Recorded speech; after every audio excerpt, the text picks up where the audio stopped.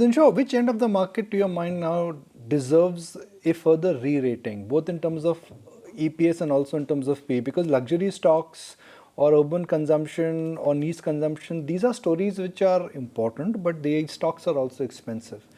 The idea is to perhaps buy where you get both compounding in earnings and a big shot of P re-rating. So basically,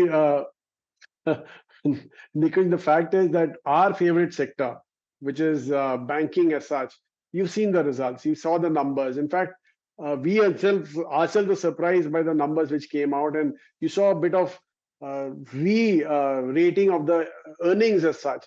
I think it's a matter of time before everybody realizes that NIMS is not the only story here. It's mainly the growth in credit which will pull up this sector to a greater extent. And I think it just started. I mean, with the March numbers, that is when you were seeing these mid-teens or 20s kind of growth rate and credit growth and stuff like that, which is going to pull up the earnings for the sector. And I think that's where the real re-rating comes in, because NIMS can pull it up to an extent, but actually the core business, when it starts moving up, when the re-rating actually happens, and that is what happened in the case of ICICI. You just mentioned before I joined that phenomenal numbers and the fact that the stock is up, but it's up in a very dull market. So you can imagine what it could have done in a bullish market. So our feel is that this is the sector where the real re-rating happen.